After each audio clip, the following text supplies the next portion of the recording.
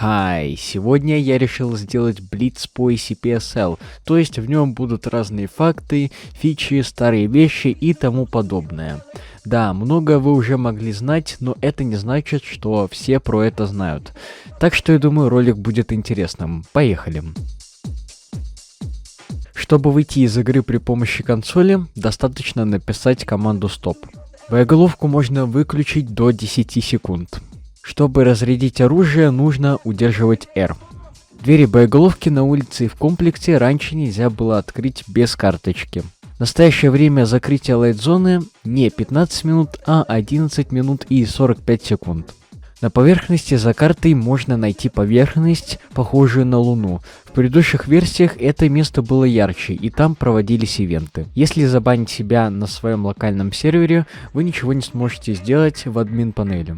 В комнате ВТ вы можете встретить карточку за стеклом, лежащую на полу. Если залезть в файлы игры, можно найти папку Translations, а далее папку Room, в котором можно изменять текст на любой другой. Максимальный урон от осколочной гранаты — это 750 хп. Розовую конфету невозможно получить во время геймплея, однако можно выдать командой add-candy, player ID, ping.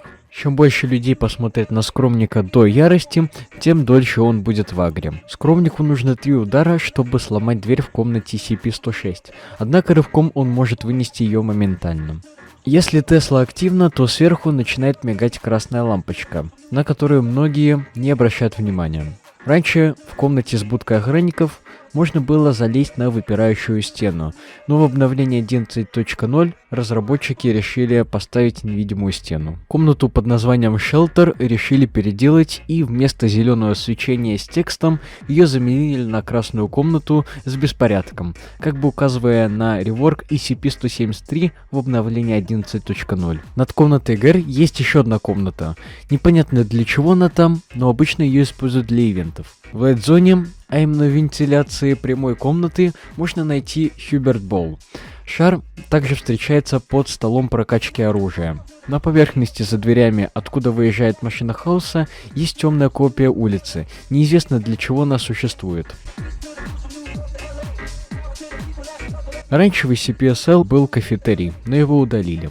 SCP-12 заменили на комнату с конфетами SCP-330. В SCP-SL когда-то можно было выбрать себе персонажа D-класса. Так раньше выглядела комната с растениями. Раньше оружие было похоже на пушки из LaserTag. Если отсканировать QR-код на любой из карточек, вы получите двоичный код, который расшифровывается как слоган фонда: обезопасить, удержать, сохранить. Раньше адреналин мог хилить, а теперь только дает буст и временный щит. Анимация SCP-500 была длиннее, но после обновления 11.0 это было изменено.